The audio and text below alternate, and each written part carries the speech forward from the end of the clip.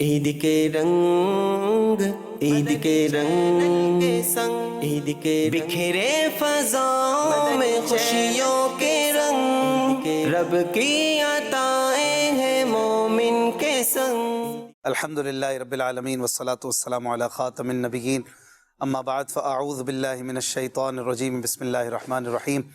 اللہم صلی علی سیدنا و مولانا محمد وعلی آل سیدنا و مولانا محمد وبارک وسلم، صلاۃ و سلام علیک یا سیدی یا رسول اللہ۔ الحمدللہ پروگرام جاری ہے۔ بقرعید کا یوں کہیے آج آخری دن ہے، اور یہ 3 دن ایسے دن ہیں کہ جس میں اللہ تبارک و تعالیٰ کی مہمانی یہ سب کو ملتی ہے، اور ایک ایسی عظیم نعمت اللہ پاک بندوں کو عطا فرماتا ہے کہ جو غریب خاص طور پر پورا سال شاید اس کا انتظار بھی کرتا ہو، اور ان کو یہ نعمت وافر مقدار میں ان دنوں میں مل جاتی ہے۔ گوشت کی نعمت، پروٹین کا یہ بہت بڑا سورس ہے ایک ہیومن لائف کے لیے، اور اللہ تعالیٰ کا یہ نظام ہے، کمال کا نظام ہے۔ یہ 3 دن کی ایک جرنی کے لیے، 3 دن کی ایک فیسٹیول کے لیے، یوں کہہ لیجئے کہ پورا سال 362 ڈیز اپروکسیمیٹلی جو ہے وہ ان 3 دنوں کے لیے تیاری ہوتی ہے۔ اور ایسا کمال کا میرے رب کا نظام ہے کہ جو سیکریفائز پھر ہمیں کرنے ہیں جن جانوروں کے ذریعے، ان میں اللہ نے برکت بھی ایسی عطا کی ہے کہ ہم دیکھتے ہیں کہ لاکھوں لاکھ یا کہیے کروڑوں یہ قربان ہو جانے کے بعد بھی 1% بھی کمی نہیں واقع ہوتی ہے، بلکہ ہر سال بڑھتے ہی جاتے ہیں وہ اینیملز جو اللہ تبارک و تعالیٰ نے ہمیں اجازت دی ہے کہ ان کے ذریعے میری بارگاہ میں قربانی پیش کرو۔ تو یہ ایک ایسا سائیکل چل رہا ہے کمال کا۔ ایک ایک چیز جو ہے نا خالد بھائی، اگر ہم نوٹ کریں تو رب کی قدرت کی نشانی ہے۔ یہ جو عید قربان ہے، آپ نوٹ کریں ذرا کہ کیسے یہ اللہ تبارک و تعالیٰ کی قدرت کا ایک شاہکار ہے پورا، اور پھر انسانی زندگی کے لیے ہزاروں لاکھوں لوگوں کے لیے روزگار کا سامان الگ ہے۔ اربوں ارب روپے جو ہے وہ اس میں لوگ کما لیتے ہیں۔ کئی گھروں کے چولہے جو ہے وہ اور اچھے طرح جلنے لگتے ہیں، اور دیکھا جائے تو ایک اللہ تبارک و تعالیٰ کی قدرت جا بجا نظر آ رہی ہوتی ہے۔ تقریباً 450 ڈپارٹمنٹس کسی نے گنائے کہ یہ 450 ڈپارٹمنٹس تقریباً یہ عید قربان کے 3 دنوں کی وجہ سے ایکٹیویٹ ہوتے ہیں، اور اس میں لاکھوں لاکھ لوگ یہ جو ہیں وہ کماتے ہیں، اور ان کا جو وے آف لائف ہے وہ چلتا ہے۔ ان کے بچوں کے اسکولز کی فیسیں ہوں گی، ان کے گھر کا راشن ہوگا، ان کے کھانے پینے کے معاملات، تو سب چیزیں جو ہیں یہ گھر کا سلسلہ ایک نظام جو ہے وہ چلتا ہے۔ یہ میرے رب کا ایک نظام ہے۔ یہ صرف ایک قربانی نہیں ہے، سیکریفائس نہیں ہے، ایک ہوا آپ نے جانور لیا قربان کر دیا۔ باقاعدہ یہ ایک پورا سسٹم ہے۔ اگر یہ نہ ہو، میں سوچتا ہوں کہ اگر یہ نہ ہو تو شاید زمین کا ایکو سسٹم خراب ہو جائے۔ ایک ایکو سسٹم ہے نا ہر چیز کا۔ یہ اللہ تبارک و تعالیٰ کی قدرت ہے۔ آج روزہ رکھنا بھی حرام ہے، ہم روزہ رکھ ہی نہیں سکتے۔ دنیا کا کتنا بڑا عابد و زاہد بندہ ہو، لیکن اس کے لیے لازمی ہے کہ وہ 10، 11، 12 اور 13 ذوالحج روزہ نہیں رکھے گا۔ اس کی کیا وجہ ہے روزہ نہیں رکھ سکتا خالد بھائی؟ اس کی کوئی حکمت اسباب بھی ہوں گے؟ یہ رب العالمین جل وعلا کی طرف سے ضیافت کے دن ہے، اور ان میں اللہ تبارک و تعالیٰ کی طرف سے مہمانی قبول کرنا چاہیے۔ نبی اکرم علیہ الصلوۃ والسلام نے اس کی ان ایام میں روزوں کی حرمت کو بیان فرمایا کہ ان میں روزے ان کے حرام ہونے کو بیان فرمایا کہ روزے نہیں رکھے جائیں گے۔ اور پھر اس میں حدیث مبارکہ میں جو الفاظ استعمال ہوئے، ضیافتن من عندہ للمسلمین والمسلمات، اللہ تبارک و تعالیٰ کی جانب سے یہ مسلمان مردوں مسلمان عورتوں کے لیے گویا مہمان نوازی ہے۔ ایک وہ حاجی مہمان ہے جو وہاں ضیوف الرحمان کے لقب سے پکارا جا رہا ہے، اور پھر جہاں کہیں بندہ ہے سارے ضیوف الرحمان سب اللہ تبارک و تعالیٰ کی بارگاہ کے مہمان ہیں۔ اور جس طرح آپ نے یہ بات کی کہ بہت اچھا سرکل یہاں پر چل رہا ہے، اور اللہ تبارک و تعالیٰ اس کی برکت سے، قربانی کی برکت سے کئی 450 ڈپارٹمنٹس آپ نے تقریباً یہ کسی کی ریسرچ تھی جی، مختلف لوگوں کی، مختلف ہو سکتا ہے تحقیقات ہوں جی۔ اس کو ڈیپلی دیکھا جائے نا تو چھوٹی چھوٹی سی چیزیں، یعنی ہر ایک کا کچھ نہ کچھ کنٹریبیوشن قربانی کے معاملات میں شامل ہے۔ میں اگر قربانی کر رہا ہوں تو میرا اتنا حصہ ضرور تھا کہ میں گیا، جا کر جانور لے کر آیا اور اس کو قربان کر دیا، اب آگے اس نے ڈسٹریبیوٹ ہونا ہے۔ لیکن اس جانور کو پالنے سے لے کر اور اس کے چارے کے اختتام، اس کی پھر کھال کو بھی کہیں نہ کہیں جانا ہے، اور اس کا بھی کھال تو بڑی بات ہے، میں آنا ہے۔ پاؤں کا کھر بھی ضائع نہیں ہوتا، کرنے والے اس کا بھی یوز کرتے ہیں۔ سر کے سینگ سے بھی کچھ نہ کچھ بنتا ہے، کہنے والے کہتے ہیں ہر چیز ہی یوز ہوتی ہے تقریباً. اللہ پاک نے کوئی بیکار کام تو کیا ہی نہیں ہے. اللہ تبارک و تعالیٰ نے جو چیز بنائی ہے وہ یقیناً حکمت اور قدرت اس کی اس میں شامل ہے. واقعی یہ تو ایک بڑا ہی اللہ پاک کی قدرت کا نظارہ دیکھنا ہو ان دنوں میں اسپیشلی. ویسے تو جو عاشق ہوتا ہے نا اس کو تو ہر جلوے میں محبوب نظر آتا ہے. اللہ تبارک و تعالیٰ سے جس کو پیار ہو اور اس کی محبت میں جو جیتا ہو وہ تو جہاں دیکھے اسے اپنا رب اس کی رحمت کے جلوے نظر آئیں. یہ بھی اس کی قدرت ہے، یہ بھی، اور یقیناً ایسا ہی ہے. اور قربانی کے دنوں میں تو اسپیشلی ہر آئینے میں محبوب نظر آتا ہے کہ دیکھیں تو کیا اللہ تعالیٰ کا نظام ہے. سبحان اللہ، سب کو وہ پال رہا ہے، سب کو کھلا پلا رہا ہے. اور بڑی پیاری بات کہی ابھی خالد بھائی نے کہ جس طرح وہ ضیوف الرحمان اللہ کے مہمان حج کے جو سفر پر ہیں وہ ہیں، اسی طرح ان کی مشابہت ہمیں بھی کچھ دنوں کے لیے مل جاتی ہے. اللہ پاک کی مہمان نوازی مل جاتی ہے قربانی کے گوشت وغیرہ کی صورت میں بھی، اور پھر روزہ بھی ہم نہیں رکھ سکتے تو یہ بھی ایک مشابہت ہے. اب دیکھیں نا، پچھلے 10 دن ایک بڑی تعداد ہے مسلمانوں کی وہ اپنے بال اور ناخن نہیں کاٹتے ہیں کہ حاجیوں سے کچھ مشابہت. تو حج کرنے والے یہ سلسلہ جو کرتے ہیں، اگرچہ ہر چیز میں مشابہت ہم نہیں کرتے، بال ٹوٹے تو ہم دم نہیں دیتے، ہم جو ہے اور دیگر کئی چیزوں میں ہمیں اجازت ہے خوشبو وغیرہ کے استعمال میں، لیکن یہ 2 چیزوں میں ہمیں کہا گیا کہ یہ کریں تو اچھا ہے، افضل ایک مستحب پر عمل ہوگا اور حاجی کی طرح ایک مشابہت ہو جائے گی. تو اسی طرح ہم دیکھیں جب یہ عمل پورا ہو گیا اور جیسے عید کا دن آیا تو پھر اللہ تبارک و تعالیٰ نے اپنے جس طرح ان حاجی بندوں کو انعامات عطا فرمائے، ان لوگوں کو جنہوں نے اپنے بدن کے لیے، اپنے معاملات کے لیے قربانیاں دیں اور خوشبو سے بچے رہے، کھانے پینے میں احتیاطیں کی، کپڑے چینج کر لیے، گھر کو چھوڑ کر میدان میں آ گئے، پھر اللہ پاک انہیں انعام میں مغفرت بھی عطا کرتا ہے، ان کے لیے حقوق العباد کی معافی کے وعدے. تو جس طرح وہ مہمان اپنی جھولیاں بھرتے ہیں، ہم گناہ گاروں کے لیے بھی یہاں پر مہمان نوازی ہو رہی ہے. ہمیں بھی کہا گیا آپ کھانا پینا ہوگا، آج روزہ نہیں رکھ سکتے ہیں، آپ کھائیے، گوشت کھائیے. پورا سال جو گوشت نہیں کھاتا ان دنوں میں نارملی وہ اس سے مستفیض ہوتا ہے. ایسے ہی یہ بالکل اللہ تبارک و تعالیٰ نے جہاں وہاں پر حاجیوں پر کرم فرمایا ہے، کرم بالائے کرم ہوا ہے کہ جب حاجی اپنے گھر کو لوٹتا ہے تو روایت میں آیا نا کہ اس کے اپنے گھر میں داخل ہونے سے پہلے دعا کروا لو، کیونکہ اس کے دعا رد نہیں کی جاتی. اور اپنے گھر کی طرف واپس آتا ہے تو وہ ایسا آتا ہے جیسا کہ آج ہی پیدا ہوا ہے. سبحان اگر اللہ. ہم دیکھیں قربانی کرنے والے کو بھی اللہ تبارک و تعالیٰ نے بڑے ہی انعام و اکرامات سے نوازا ہے. یہ تو دنیاوی منفعت کی باتیں ہوئیں نا. دنیاوی بینیفٹ کیا ہیں، اتنے کاروبار چل جاتے ہیں، اتنے بزنس چل جاتے ہیں، کئی لوگوں کے چولہے اچھے انداز سے چل جاتے ہیں اور خود ایک خوشحالی کا سما ہوتا ہے. یقیناً جو ہے وہ روپیہ سرکل کرتا ہے تو اس سے فائدہ ہی ہوتا ہے ہماری معیشت کو بھی. تو اسی طریقے سے جہاں اللہ تبارک و تعالیٰ نے دین اسلام میں ہمیں کئی سارے احکامات دے کر ہمارے لیے دنیاوی فوائد رکھے ہیں، تو ایک مسلمان کے لیے جو سب سے اہم فائدہ ہے وہ ہے آخرت کا فائدہ، آخرت کا نفع. تو اللہ تبارک و تعالیٰ نے ہمارے لیے اس میں آخرت کا فائدہ بھی رکھا ہے. وہ ہے نا جانور کا جو ایک بال ہے، اس کے ایک بال کے بدلے میں بھی اللہ تبارک و تعالیٰ بندے کو نیکی عطا فرماتا ہے. وہ ہے نا حضرت فاطمہ رضی اللہ تعالیٰ عنہ کو ارشاد فرمایا کہ اپنی قربانی کے وقت وہاں پر کھڑے رہو کہ اس کے خون کا قطرہ گرنے سے پہلے اللہ تبارک و تعالیٰ تمہارے گناہوں کو معاف فرما دے گا. اسی طریقے سے خوش دلی سے قربانی کرو. خوش دلی سے قربانی کرنے کے آپ دیکھیں بشارتیں آئی ہیں. اور یہاں تک کہ پل صراط، آپ اس پہ تصور کریں نا کہ ایک مشکل جگہ ہو، مشکل راستہ ہو اور وہاں پر دور ہو جنگل و بیابان، آپ جیسے تصور کر لیجئے، اور سنسان سناٹا ہو، دور دور تک آپ کو جو ہے گاڑی کا نام و نشان نہ ہو، اور پتہ ہو کہ راستے میں خطرات بھی ہیں. کوئی شیر حملہ کر سکتا ہے، کوئی ڈاکو حملہ کر سکتے ہیں، اور پھر میں پیدل کوئی حملہ نہ بھی کرے، پیدل چلوں تو کہاں تک چلوں، ہمت نہیں ہے. ایسے میں آپ چل رہے ہیں، نہ کھانے کو نہ پینے کو، آپ شل ہو گئے ہیں، اور اگر کوئی گاڑی آ کر آپ کو کہے کہ ٹھیک ہے آپ بیٹھ جائیے، تو اس وقت کی وہ خوشی، وہ راحت، وہ سکون کا عالم کیا ہوگا بندہ تصور کرے.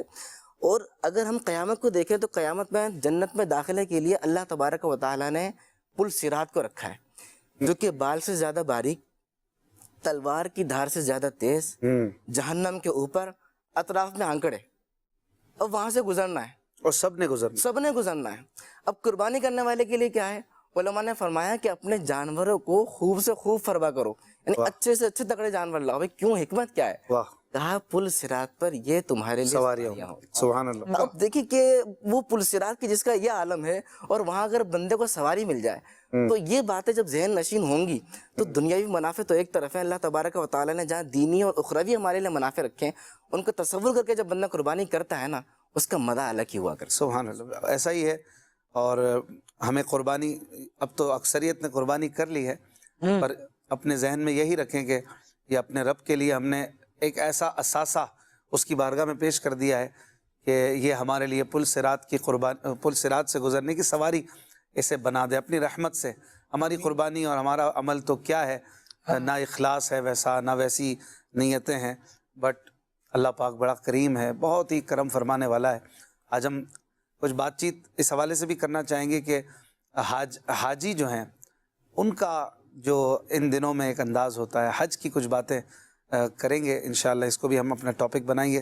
اب ہم انشاءاللہ الکریم یونس بھائی سے ایک نعت سنتے ہیں، ہمارے ساتھ حاجی آصف اتاری بھی ہیں پروگرام میں اور عدنان شیخ بھائی بھی ہیں، ان سے بھی کلام انشاءاللہ الکریم سنیں گے۔ صلو علی الحبیب صلی اللہ علی محمد صلی اللہ علیہ وسلم۔ صلی اللہ علیہ یا رسول اللہ وسلم علیہ یا حبیب اللہ۔ اللہ اللہ اللہ اللہ اللہ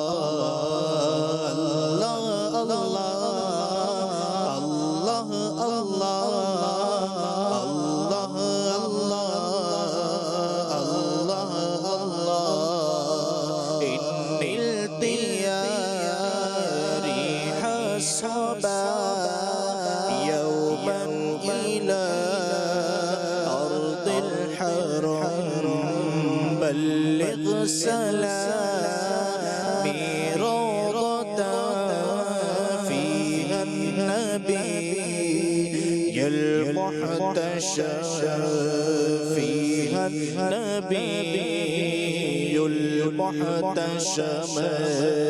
الله الله الله الله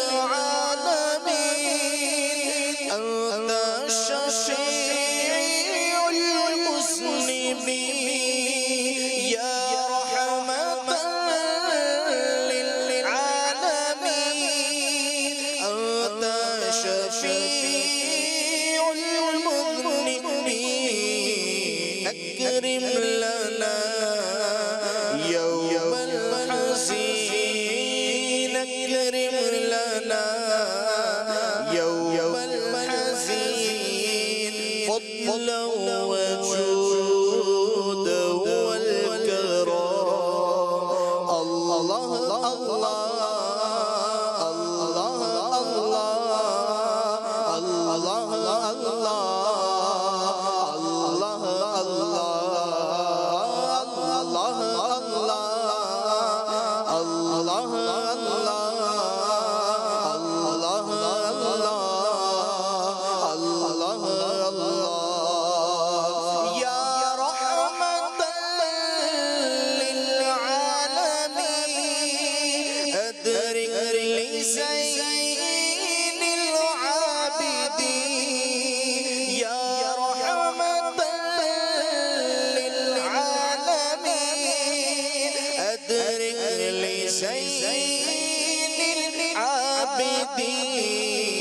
محبوس أيد الظالمين في مركبه والمزدحم الله الله الله الله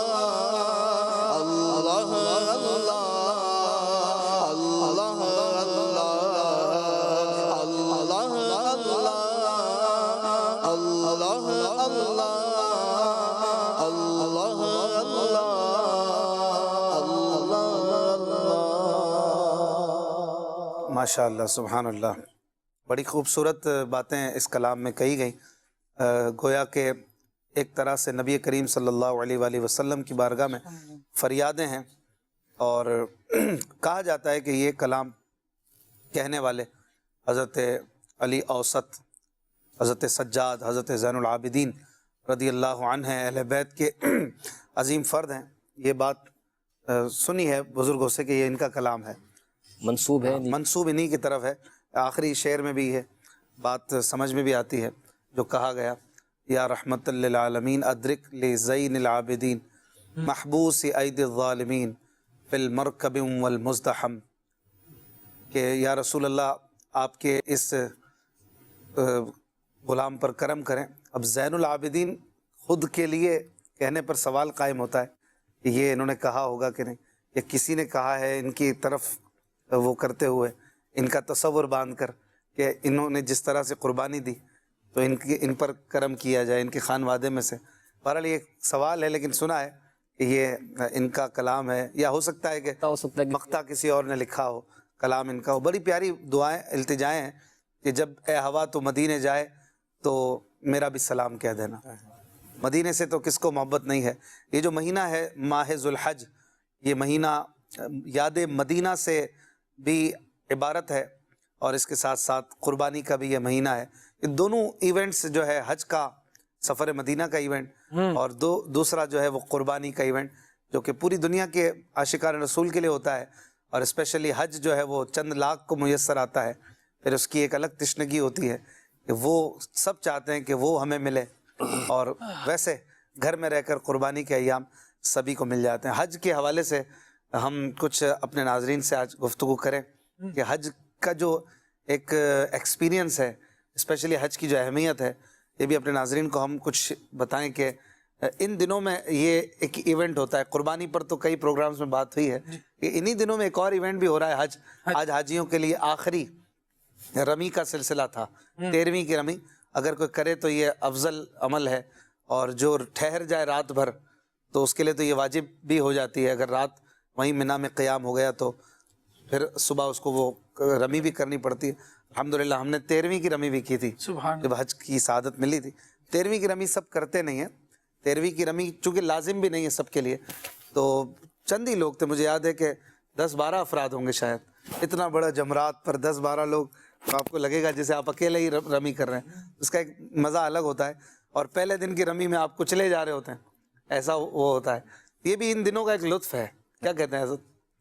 اللہ رب العالمین جل وعلا اپنے بندوں پر لطف فرماتا ہے، کرم فرماتا ہے، اور کروڑوں میں سے ان چند کو، یعنی لاکھوں بھی ہیں تو ان کروڑوں کے مقابلے میں یہ چند ہیں جن اربوں میں سے کہہ لیجئے، جی، 2 ارب مسلمان، اتنوں میں سے کچھ کو منتخب فرما کر یہاں عرب کی بہاریں، ان دنوں میں حج کی بہاریں دیکھنے کی سعادت عطا فرماتا ہے، اور پھر ان میں سے بھی جس طرح آپ نے ارشاد فرمایا کہ چند وہ جو 13ویں کے دن بھی رمی کی سعادت پاتے ہیں، اللہ کریم جل وعلا ان کے صدقے میں ہماری بھی عبادت قبول فرمائے۔ جس طرح قربانی کے حوالے سے ہم یہ بات کرتے ہیں کہ قربانی جو ہے یہ سنت ابراہیمی ہے، حضرت ابراہیم علیہ السلام سے ہی ظاہر ہے اس کا ایک سلسلہ جو یوں شروع ہوا اور اس امت میں جو باقی ہے جی، اسے تعبیر کیا گیا۔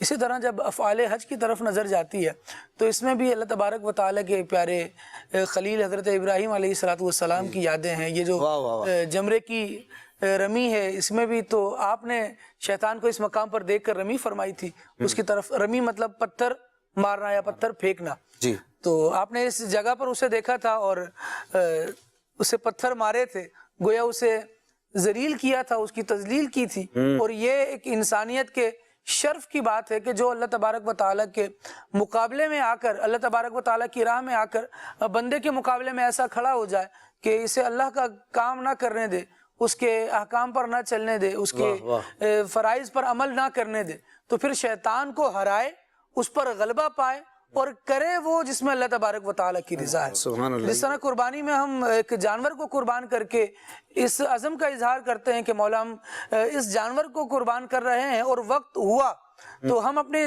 جان کو بھی تیرے دین کے لیے قربان کرنے کے لیے تیار ہیں، ایسے ہی جب مختلف احکامات اللہ تبارک و تعالیٰ کے ہماری طرف متوجہ ہو رہے ہیں تو بندہ جب رمی کر رہا ہے تو یہ سمجھے کہ جس طرح ابراہیم علیہ السلام نے شیطان کو یہاں روکا تھا اور اس کو پامال کرتے ہوئے اللہ تبارک و تعالیٰ کے حکم کی ادائیگی کی طرف آگے بڑھے تھے، تو یہ حاجیوں کا ایک ارکان حج میں سے ایک رکن گویا ہمیں یہ درس دے رہا ہے کہ بندہ مومن نے شیطان سے ہارنا نہیں ہے بلکہ اس کو ہرانا ہے اور اللہ تبارک و تعالیٰ کی اطاعت اور اس کی عبادت کی طرف بڑھتے جانا ہے۔ ایک علامتی ہمارے لیے تو عمل ہے نا، ایک سمبولکلی انہوں نے تو ایکچولی شیطان کو رمی کی تھی، لیکن ہم جو ہے وہ علامتی طور پر اس کو ذلیل کرتے ہیں، اور جن خوش نصیبوں کو یہ موقع ملتا ہے وہ رمی کرتے ہیں، تو یہ فضیلت تو ان کو ملتی ہے۔ ساتھ ہی ساتھ یہ ایک عزم کا اظہار بھی اس میں ہونا چاہیے، جیسے کہ آپ نے فرمایا کہ اگر دوسرے معاملات میں بھی جیسے حضرت ابراہیم علیہ السلام نے اس شیطان کو بھگایا تو ہم بھی یہ عزم کریں کہ جس طرح اللہ تبارک و تعالیٰ نے ہمیں کہا ہے شیطان راستے میں آئے گا میں نے وہیں پہ اس کی رمی کرنی ہے، اس کو وہاں پورا سال میں اس کے ساتھ لڑتا رہوں گا، کیونکہ یہ لڑائی تو جاری رہے گی جب تک دم میں دم ہے، اس شیطان نے تھمنا تو نہیں ہے۔ تو یہ سمبولکلی جو چیزیں، علامتی جو چیزیں ہوتی ہیں ان کا بھی بڑا امپیکٹ ہوتا ہے ہماری زندگی پر، لائف پر۔ بالکل ایسا ہی ہے، اور آپ سفر حج کو شروع سے لے کے آخر تک دیکھ لیں تو وہ اللہ کی ادا کو ادا کرنا ہی ہے۔ جتنے بھی مناسک ہیں آپ دیکھیں، اللہ تبارک و تعالیٰ کو اپنے محبوب بندوں سے کیسی محبت ہے کہ ان کی ادا کو باقی رکھا ہے۔ رمی ہو گئی، قربانی ہو گئی، پھر طواف، سعی، یہ سب اللہ والوں کی اداؤں کو ادا کرنا ہے۔ اور قربانی کے اندر جو مین امپورٹنٹ چیز ہے، اور بالکل سفر حج کے اندر بھی اپنے نفس کو مارنا۔ دیکھیں قربانی تو ہم جانور کی کر دیتے ہیں، لیکن اگر اپنے نفس کی قربانی نہ دیں اور ہم سفر حج بھی کر لیں، قربانی کے ایام بھی گزار لیں، تو ہمارے اندر تبدیلی نہیں آ سکتی۔ اللہ کے نیک بندوں کے واقعات ایسے ہیں کہ جب وہ جانوروں کو دیکھتے تھے تو وہ یہی سوچا کرتے تھے کہ ہم نے اپنے نفس کو کتنا مارا۔ جب تک بندہ اپنے نفس کو نہیں مارے گا، نفس امارہ جو ہے وہ اس کو گناہوں کی طرف لگاتا رہے گا، تو ان ساری عبادات کا وہ کماکو فائدہ حاصل نہیں ہوگا۔ تو قربانی کریں، سفر حج پہ جائیں یا کوئی بھی عبادت کریں، اپنے نفس کو مارنا سیکھیں۔ امام بصیری رحمۃ اللہ علیہ نے جو قصیدہ بردہ شریف لکھا ہے، کئی لوگ سمجھتے ہوں گے کہ صرف اس میں نعت مصطفیٰ ہے، لیکن ایک پوری فصل اس میں نفس امارہ کے حوالے سے انہیں باندھی ہے، اور ایسی ایسی باتیں نفس کے بارے میں کی ہیں کہ جو اگر بندہ پڑھے تو وہ گھبرا جائے، خوف میں مبتلا ہو جائے کہ میں اپنے نفس کو کیسے ماروں۔ اس میں آپ نے ایک شعر یہ بھی لکھا ہے کہ نفس جو ہے وہ بچے کی طرح ہے، آپ جس طرح اس کو عادی بنائیں گے وہ عادی بن جائے گا۔ نفس کالطفل، کالطفل، وہ بچے کی طرح ہے، چھوٹے بچے کی طرح ہے، جب اس کو دودھ چھڑایا جاتا ہے وہ چھوڑ دیتا ہے، اور اگر نہ چھڑایا جائے تو وہ دودھ ہی مانگتا رہتا ہے۔ تو پھر ہمیں بھی اور وہ ون شاٹ چھڑانا پڑتا ہے، چھڑانا پڑتا ہے، ورنہ وہ کہتا ہے کہ ایک بار تو آخری پلا دو، پھر جو ہے چھوڑ دوں گا، اسے ون شاٹ ہی چھڑواؤ. امام بصری نے اسی طرف اشارہ کیا، یہ نہیں کہ عادت میں بات میں کچھ دیر کے بعد گناہ چھوڑ دوں گا، جمعے سے رمضان سے جب میں حج پہ جاؤں گا پھر داڑھی رکھ لوں گا، نمازیں پڑھوں گا، تو گناہوں کو فوراً چھوڑنا ہے. اور یہ قربانی جو ہے یہ ہمیں ان چیزوں کی جو ہے وہ طرف توجہ دلاتی ہے کہ جیسے آپ نے یہاں پر جانور ذبح کیا، اپنے نفس کو بھی مارنا سیکھیں. میں نے یہ غور کرتا ہوں، سنت کا مجھے یہاں پر ایک جملہ یاد آ رہا ہے، بڑی خوبصورت بات ہے، معذرت قطع کلامی، کہ وہ اسلامی میں بتاتے ہیں جو بعض اوقات امیر علیہ سنت کی طرف سے قربانی کی نا، جنہوں نے امیر علیہ سنت کے وکیل بن کر، نمائندے بن کر حج کے موقع پر، خود امیر علیہ سنت نے بھی بتایا یہ بات کہ میں اس طرح کہا کرتا تھا کہ جب آپ میرا جانور قربان کریں نا مینا میں، وہاں جہاں قربانی ہوتی ہے، تو یہ بھی نیت کر لیجئے گا کہ الیاس کے نفس کو بھی قربان کرنا. امیر علیہ سنت کی سوچ اور آپ کا جو ایک چیزوں کی گہرائی میں جا کر اپنا ذہن بنانے والا انداز ہے، ہمارے لیے کتنا رہنما ہے کہ ہم یہ قربانی کو جب کرتے ہیں تو کیا ہمارا یہ ذہن ہوتا ہے کہ میں اپنے نفس کو بھی قربان کر رہا ہوں. نفس سے مراد نفس کی خواہشات اور اس کے حکم اور اس کے آرڈرز قربان ہے، آرڈر میرے رب کا چلے گا. یہی سکھاتی ہے نا قربانی کے، رب نے کہا جانور. اب دیکھیں نا یہاں پر آپ لاکھوں کروڑ روپے خرچ کر سکتے ہیں، لیکن جب رب نے فرمانے قربانی کرنی ہے تو قربانی ہی کرنی ہے. اب اگر آپ قربانی جگہ کچھ اور چیز خرچ کریں تو وہ بھی ثواب کا کام ہے، لیکن یہاں قربانی چلے گی. یہ بھی ایک نفس کو مارنے کا ایک طریقہ سمجھایا جا رہا ہے کہ جو رب نے کہہ دیا وہ کرنا ہے. آپ اپنی عقل، اگرچہ وہ ثواب کا کام ہے، آپ ہزاروں ثواب کے کام کر لیں، واٹر کولر لگوا لیں، لوگوں کو ترغیب دے دیں کہ میں دیکھیں واٹر کولر لگوا رہا ہوں، میں قربانی، جو بھی آپ کرنا چاہیں، لیکن جو رب کا حکم ہے وہی آپ کریں گے تو آپ نے اپنے نفس کو مارا اور تو ہی آپ کو وہ ثواب کا حق کو حاصل ہوگا. تبھی آپ کی ذمہ داری پوری ہوگی، ورنہ آپ کا واجب ادا نہیں ہوگا اگر لازم ہے. تو اصل چیز ہے کہ بندہ اپنے نفس کو مارے. بعض اوقات بزرگوں نے لکھا ہے، بلکہ احادیث کا مفہوم ہے کہ شیطان بڑے نیکی سے چھوٹی نیکی کی طرف لے آتا ہے اور وہاں سے اس کی طرف توجہ ہٹا دیتا ہے. وہ چھوٹی نیکی کر کے سمجھتا ہے کہ میں نے بہت بڑا کام کر لیا، حالانکہ وہ اس کے نفس کی اتباع ہوتی ہے اور وہاں پر اس کا نفس اتباع نہیں کر رہا ہوتا ہے، اس لیے وہ نیکی چھڑوا دیتا ہے. تو یہ مطمئن ہو جاتا ہے کہ میں نے نیکی تو کی ہے نا، حالانکہ جو عظیم نیکی تھی جہاں نفس کو مارنا تھا وہ نہیں مار سکا. تو یہ نفس کا جو ٹاپک ہے نا، یہ نفس کا جو ٹاپک ہے یہ سمجھنا بہت ضروری ہے. اور یہ قربانی ہمیں سکھاتی ہے کہ آپ قربانی کا جانور بھی ذبح کریں اور ساتھ ساتھ اپنے نفس کو بھی ذبح کر رہے ہیں اور اپنا سر رب کی بارگاہ میں رکھ دیں کہ جو رب کا حکم ہے بس وہ کرنا ہے، اس سے آگے پیچھے نہیں ہونا. یہی ہونا چاہیے نا. ایک ڈاکٹر ہے مثال کے طور پر، وہ جانتا ہے مریض کو کیا دینا ہے، مریض اس میں اپنی ہوشیاریاں کرے کہ بھائی یہ کیوں ڈالی ہے، پیلی گولی نہیں میں تو کالی کھاؤں گا، تو وہ اس کی ہوشیاری نہیں چلے گی نا. اس کو لگ رہا ہو کہ نہیں لاسٹ ٹائم اس سے فائدہ ہوا تھا، میں یہی کھاؤں گا، ابھی جو ڈاکٹر دے رہا ہے وہی لینا چاہیے نا. سمجھدار آدمی یہی کہے گا. تو بلا تشبیہ بلا تمثیل رب کو پتا ہے کہ بندے سے کیا کروانا ہے، رب کو پتا ہے بندے کے لیے بہتر کیا ہے، بندے کو وہی کرنا چاہیے کہ بھائی اللہ پاک نے فرمایا اسی میں بہتری. اور جو مشابہت کی آپ نے بات کی، ایک حاجیوں کے لیے جتنے بھی کام ہیں ان میں دیکھیں مناسک وغیرہ میں کہ یہ کام کرنا ہے، رمی کرنی ہے، طواف کرنا ہے، بھاگنا ہے، سعی کرنی ہے، اس میں بھی لاجک تو پیچھے رہ جاتی ہے نا. نفس اگر عقل کو کے پیچھے چلے بھئی یہ کیوں کر رہے ہیں تو پھر آپ کر ہی نہیں سکتے. لیکن آپ کہتے ہیں نہیں اللہ والوں نے کیا، اللہ نے پسند فرما کر ہم پہ لازم کر دیا تو میں نے کرنا ہے. پورا ایک سیٹ اپ ہے، اس پر جو ہے نا ہر چیز میں اپنی عقل کو نہ داخل کریں، وہ سیٹ اپ بنا ہوا ہے، ہم اس پہ چلنے والے بنے. یہ اسلام ہے اور یہ قبول کرنے سے قبول. ہاں جب حاکمیت خدا تعالیٰ کی قبول کر لیتا ہے بندہ تو پھر یہ تھوڑی کہتا کہ اللہ تبارک و تعالیٰ تو یہ چاہتا ہے لیکن میں یہ کرنا چاہتا ہوں. میرے حساب سے زیادہ فائدہ اس میں معاذ اللہ. جو مسلمان اپنی گردن جھکانے سے ہی مسلمان ہوتا ہے نا، وہ گردن اٹھائے گا تو پھر کیسے مسلمان ہے؟ وہ تو مسلمان ہے غلامی میں، بندگی میں، اپنے آپ کو یوں سمجھے کہ نثار کر رہا ہے، اس لیے اس کا اسلام قبول ہو رہا ہے. ورنہ وہ یہ کہے کہ میں مسلمان تو ہوں لیکن پارشلی ہوں، تھوڑی دیر کے لیے ہوں، اس بات کو تو مانوں گا، اس کو نہیں مانوں گا. تو وہ پچھلوں کے قصے بیان کیے گئے، افتؤمنون ببعض الکتاب وتکفرون ببعض، کچھ بات کام مانے جائیں گے کچھ نہیں مانے جائیں گے. یہ کیسا ایمان ہوا، یہ کیسا اسلام ہوا؟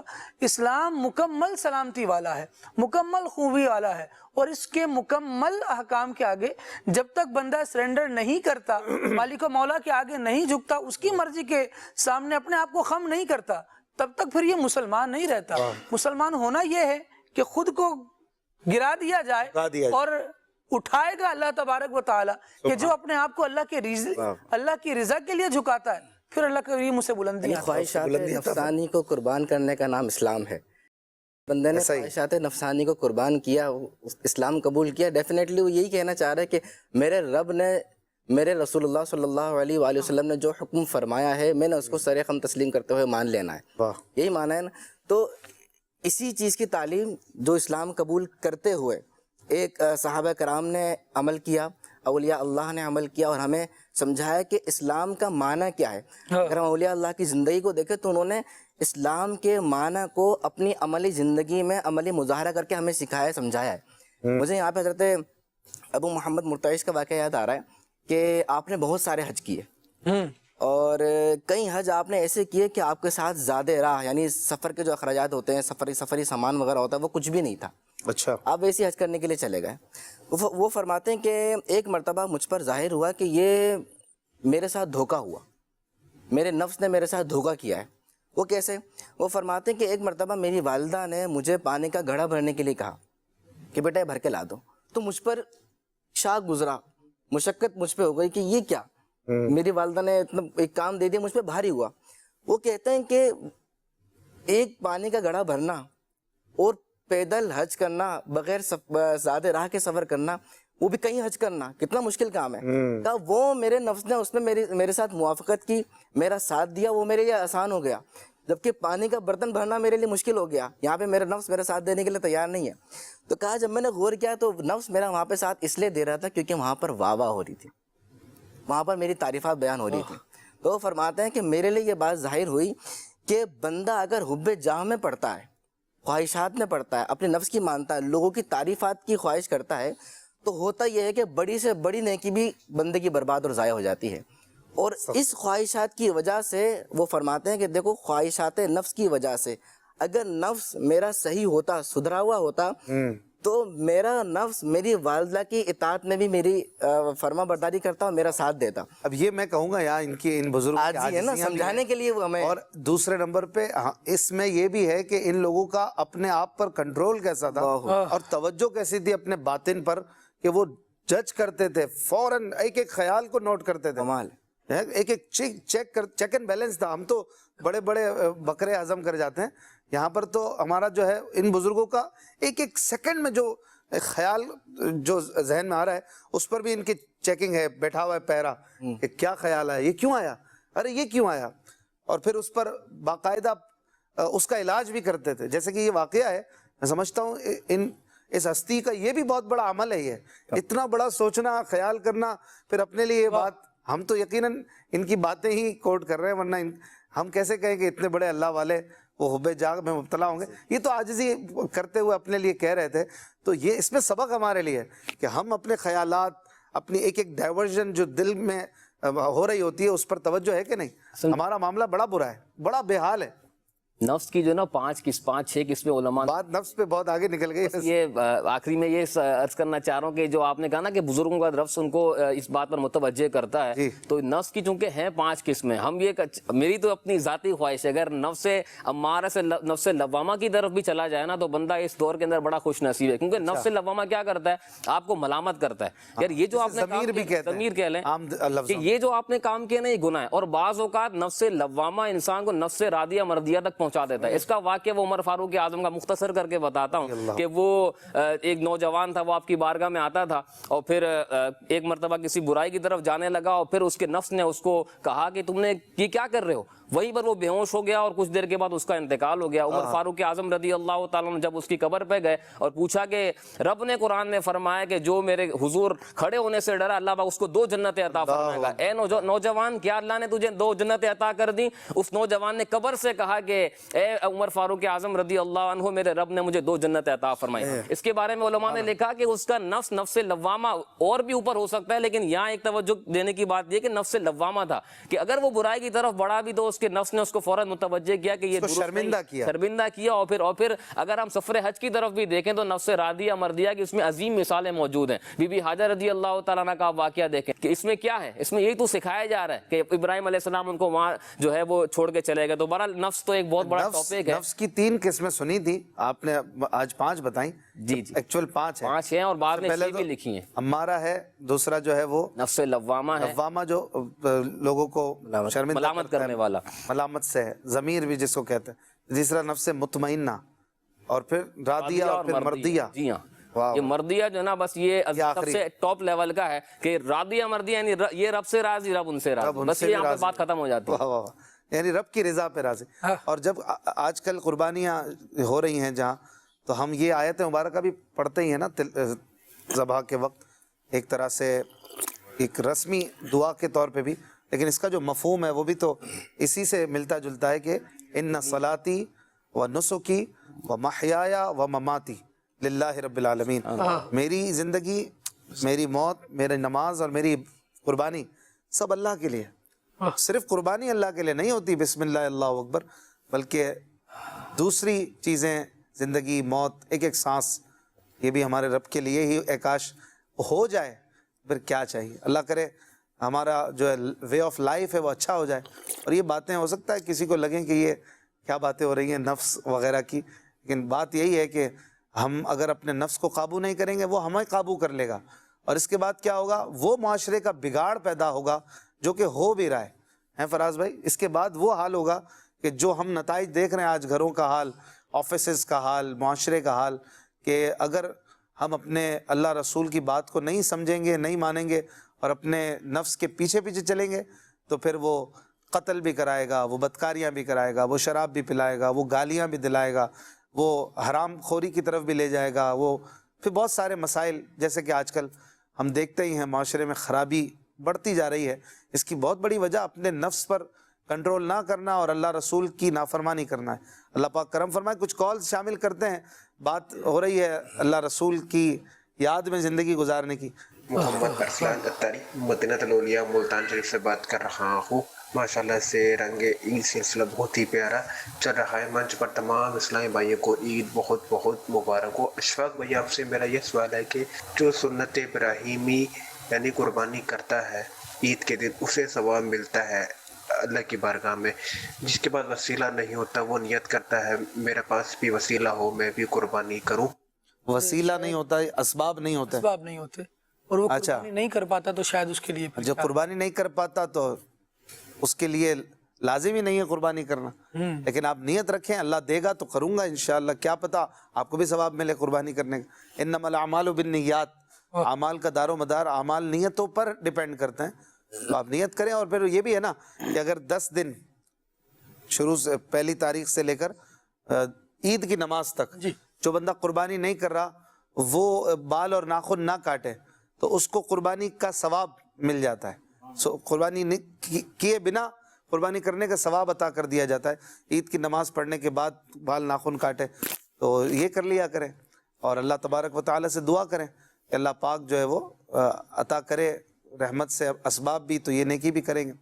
بعض بزرگوں سے یہ ملتا ہے، بڑے بڑے نام ہیں لیکن انہوں نے بھی قربانیاں اپنی زندگی میں نہیں کی. ان کے پاس اتنا مال نہیں تھا، وہ قربانی نہیں کی انہوں نے.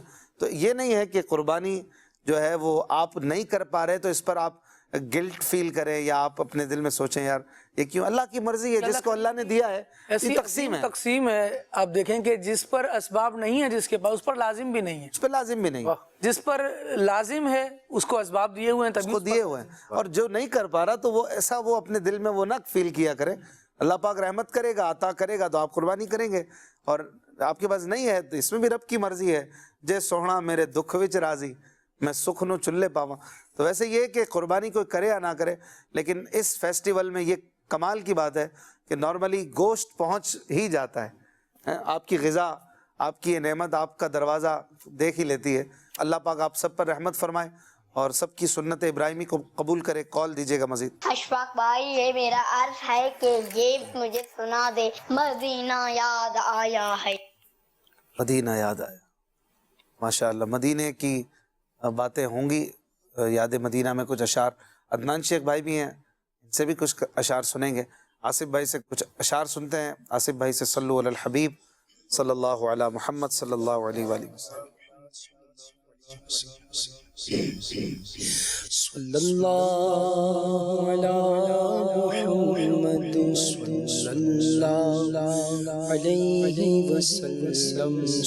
صلی اللہ علی محمد صلی اللہ علیہ وسلم. تیری جب کے دید ہوگی، جب ہی میری عید ہوگی تیری جب کہ دید ہوگی جب ہی میری عید ہوگی میرے خواب میں تم آنا میرے خواب میں تم آنا مدنی مدینے والے صلی اللہ علی محمد صلی اللہ علیہ وسلم صلی اللہ علی محمد صلی اللہ علیہ وسلم صلی اللہ علی محمد صلی اللہ علیہ وسلم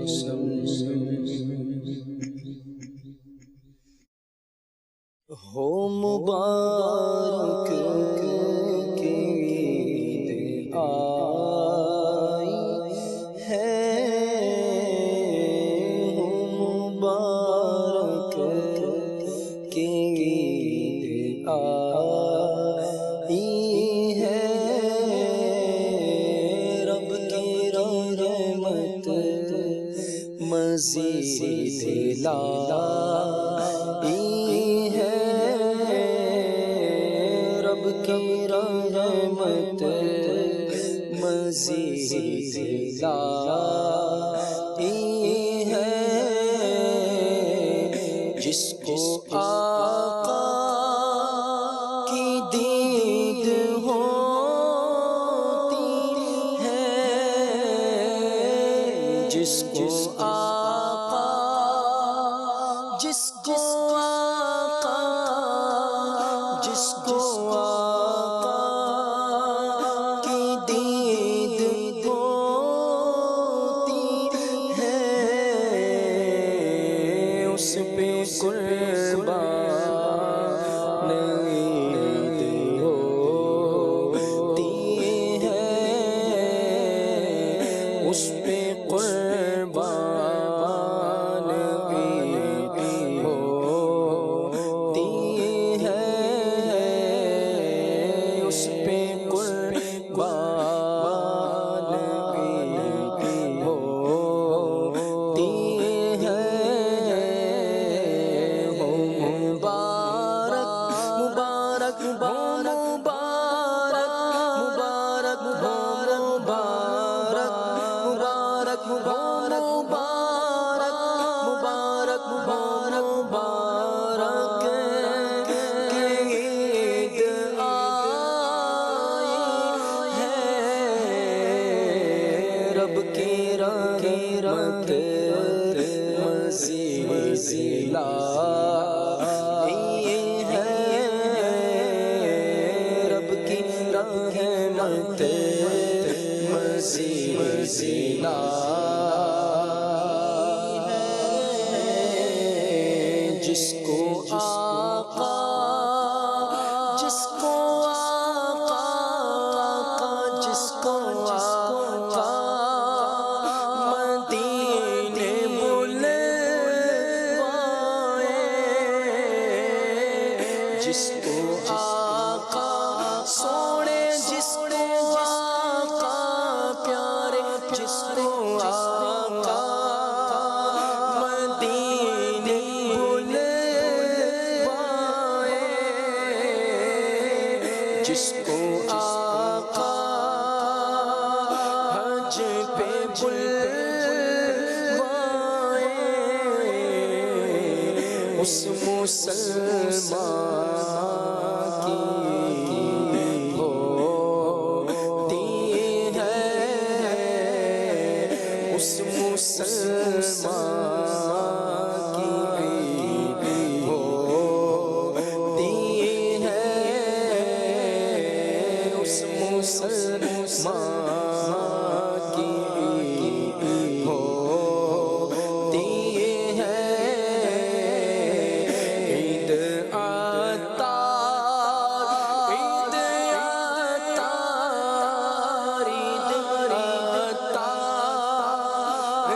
اس کی ہے جس کو عید آتا عید آتا عید آتا اس کی ہے جس کو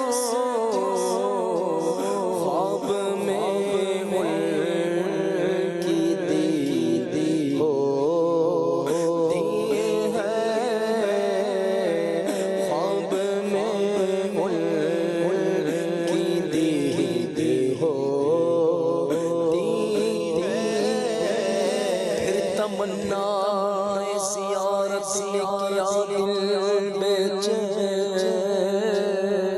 پھر مدینے کا ہے ارمان مدینے والے یاد میں آقا کے آنسو بہ گئے سب مدینے کو گئے ہم رہ گئے وقت خدا نے مجھے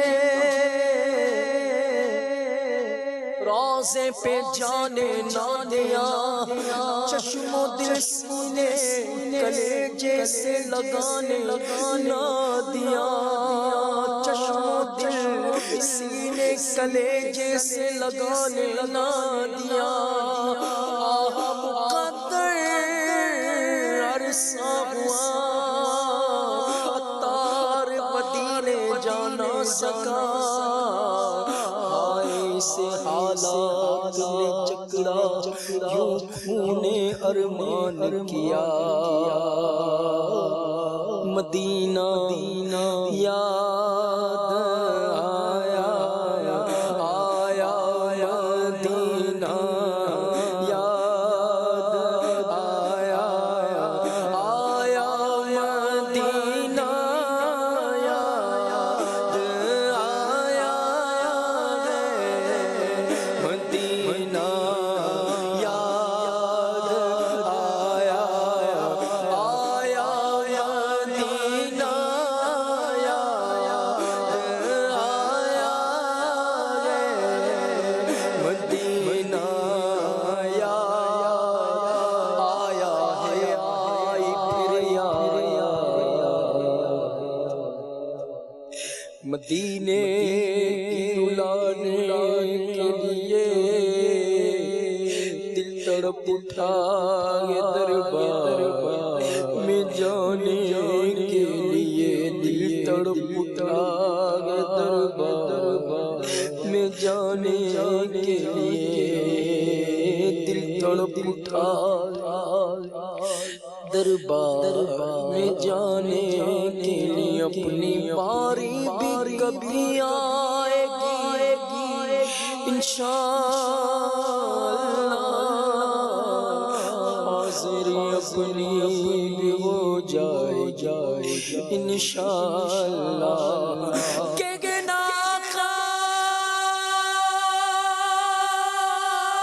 بہت سے عاشق تڑپتے سے چھوڑ آیا میں بلاوے کے منتظر لیکن نہ صبح آیا نہ شام آیا تیری قسمت سے رشکار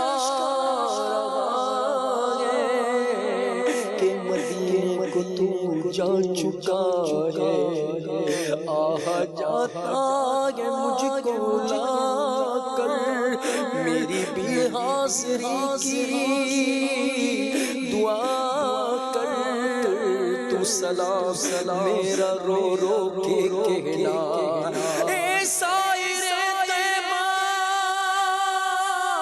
یہ دعا کر میرے حق میں مجھ کو بھی بلاوا ملے مجھ کو بھی بلاوا ملے مجھ کو بھی بلاوا ملے دربار نبی سے مدینہ یاد آیا پھولوں کی وفا یاد نہ کانٹوں کی جفایا جب ان کو کیا کچھ بھی نہ رہا مدت سے میرے دل میں گئے ارمان مدینہ روضے پہ بلا لیجئے سلطان مدینہ آتے گئے مقدر کے سکندر تیرے در پر بے اذن ہو کیسے کوئی مہمان مدینہ قسمت میری چمکائے چمکائے آقا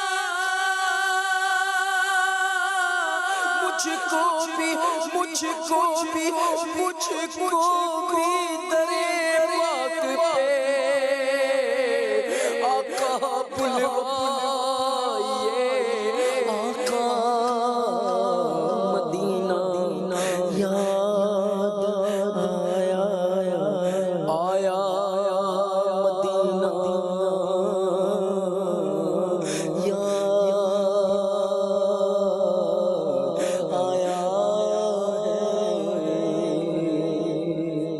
سبحان اللہ۔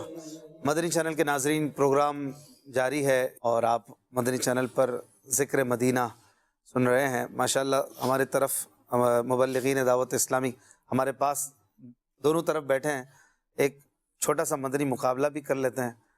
ماشاءاللہ فراز بھائی بھی بڑے اچھے اشعار پر مہارت رکھتے ہیں، قربان بھائی بھی کچھ نہ کچھ اشعار سے شغف رکھتے ہی ہوں گے، اور خالد بھائی تو پروگرام ہوسٹ ہیں، ہوسٹ کو تو پھر ہر فن مولا بننا پڑتا ہے، نعت خوان بھی ہیں۔ تو کچھ ایسا ہو جائے کہ جس میں آپ تین احباب میں سے کوئی بھی ایسا شعر سنائیں کہ سامنے والے حضرات کو اس شعر کے کسی ورڈ، کسی حرف سے ہی شعر سنانا۔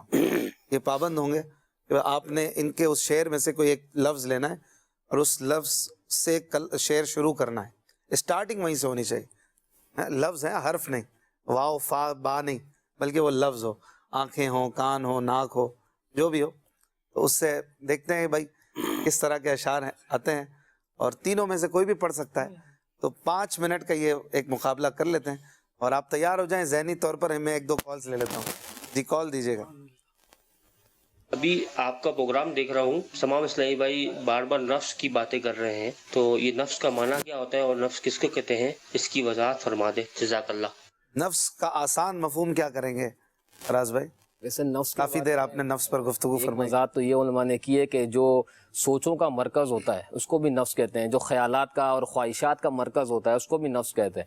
تو آسان الفاظ میں آپ اس کی وضاحت یہ کر سکتے ہیں کہ جو دل نے کہا یا جو من میں خیال آیا، جو کرنے کی طرف دل نے راغب کیا، بس اس کی طرف بڑھ گئے، یہ ایک نفس کی ایک نارمل آپ ڈیفینیشن لے سکتے ہیں۔ اب وہ نفس برائی کی طرف لے کے جا رہا ہے تو وہ نفس امارہ ہے، برائی کرنے کے بعد روک رہا ہے تو نفس لوامہ ہے۔ آپ نیکیاں کرتے ہیں، آپ کو اطمینان اور سکون حاصل ہوتا ہے تو وہ نفس مطمئنہ ہے۔ واہ واہ، سوچوں کا مرکز، یہ بڑا آسان، خیالات کا مرکز۔ اور اس کو مزید ڈیفائن کر سکتے ہیں؟ نفس کو آسان الفاظ میں ایک عام آدمی کیسے سمجھ سکتا ہے؟ یہی کہ جو آپ کو خواہشات پر ابھارتا ہے، اچھا، کچھ کرنے پر ابھارتا ہے، اسے نفس کہتے ہیں۔ اگر اچھائی کے لیے ابھار رہا ہے تو وہی جیسے بتایا کہ نفس مطمئنہ ہے، برائی پر ابھار رہا ہے تو پھر وہی واہ۔ دوسرا نفس۔ خالد بھائی آپ کیا کہیں گے اس پر؟ فراز بھائی نے بڑے کامل بات کی ہے دونوں حضرات نے، ماشاءاللہ۔ ایک کال اور دے۔ میرا نام محمد مہران اتاری ہے۔ اشفاق بھائی کو اور تمام مدنی چینل کے حاضرین اور ناظرین کو دلی عید مبارک۔ اور اس عید پر میں نے اور میرے دوستوں نے مل کر دعوت اسلامی کے لیے 62 کھالیں جمع کی ہیں۔ ماشاءاللہ، ویری گڈ، ماشاءاللہ، well done, well done, thumbs up. اللہ پاک آپ کو سلامت رکھے اور آپ کی کاوشیں اور بڑھتی جائیں اور آپ کو دعوت اسلامی کا مبلغ باعمل عالم بنائے۔ چلے مقابلہ کر لیتے ہیں نا، چھوٹا سا 25 سیکنڈ کا ٹائم بھی ہم چلا دیں گے تو آسانی رہے گی۔ شعر یہاں سے آئے گا، اس شعر کے کسی بھی ایک لفظ سے آپ نے شعر سنانا ہوگا، اسٹارٹ کرنا ہوگا۔ پورے شعر میں ورڈ آئے یہ نہیں چلے گا، شروع ہی اسی سے ہو۔ دیکھتے ہیں کون سی، ویسے یہاں 2 نعت خوان ہیں لیکن آپ بھی کم نہیں ہیں کسی سے، تو دیکھتے ہیں۔ میں پہلا شعر پڑھتا ہوں، پھر آپ اس میں سے کوئی لفظ لیجیے گا۔ شعر ہے: آسماں خان زمیں خان زمانہ مہمان، صاحب خانہ لقب کس کا ہے تیرا تیرا۔ جی حضور، آپ تینوں میں سے کوئی بھی اس شعر میں سے ایک لفظ لے لیں۔ اس شعر میں سے ایک لفظ لیں؟ ہاں، کوئی ایک لفظ لے لیں آپ، پھر اس سے شعر سنائیں۔ آسماں بھی ہے، خان، جی جی پڑھ دیں، ٹائم نہیں ہے اتنا. آسماں گر تیرے قدموں کا نظارہ کرتا، تلووں آسماں گر تیرے قدموں کا نظارہ، تلووں کا نظارہ کرتا، روز ایک چاند تصدق میں اتارا کرتا. سبحان اللہ، ماشاء اللہ. اب آپ کی باری ہے. اس پورے شعر میں سے ایک ورڈ لے لیں. آسماں گر تیرے تلووں کا نظارہ کرتا، روز ایک چاند تصدق میں اتارا کرتا. جی جی آصف. تیرے قدموں میں جو ہیں تیرے جی تیرے قدموں میں جو ہیں غیر کا منہ کیا دیکھیں، کون نظروں پہ چڑھے دیکھ کے تلوا تیرا. تلوا تیرا، ماشاء. آپ نے لفظ لیا تھا تیرے. اب آپ حضرات کی باری. کون لفظ لے رہے ہیں؟ اب ہم جب یہ مقابلہ کرتے ہیں ذوق نعت میں تو یہ طریقہ ہوتا ہے اس سیگمنٹ میں کہ پہلے لفظ بتا دیا جائے. میں لفظ لے رہا ہوں کون. انہوں نے پڑھا تھا نا کون نظروں پہ چڑھے، تو کون لے رہے ہیں آپ؟ کون دیتا ہے دینے کو منہ واہ واہ چاہیے، واہ. دینے والا ہے سچا ہمارا نبی. ہمارا نبی، سبحان اللہ. جی اب آپ کی باری. کون دیتا ہے دینے کو منہ چاہیے. منہ لے رہے ہیں، منہ مانگ من مان. نہیں، شروع منہ سے ہونا چاہیے. منہ سے ہی شروع ہونا چاہیے. منہ سے شروع ہونا چاہیے. 10-11 سیکنڈ. اچھا جی. کون دیتا ہے دینے، نبی. واہ. نبی کی یاد سے روشن میرا سینہ ہے، وہ دل میں میرے رہتے ہیں، میرا دل مدینہ ہے. ابھی ابھی بنا ہے. اچھا یہ ہے نوادرات. چلے ماشاء اللہ. اس شعر سے کوئی لفظ لینا ہے آپ. میرا دل مدی. جی دل دل. جی فراز. دل میں ہو یاد تیری گوشہ تنہائی ہو، پھر تو خلوت میں عجب انجمن آ رہا ہے. انجمن آ رہا ہے. سبحان اللہ، کیا بات. سبحان اللہ تو ایک دوسرے کے لیے ہم سبھی کہہ سکتے ہیں. سبحان اللہ. اس سے جنت میں درخت بھی لگتا ہے، ذکر بھی ہوتا ہے، سامنے والے کی حوصلہ افزائی بھی ہوتی ہے. جی آصف بھائی.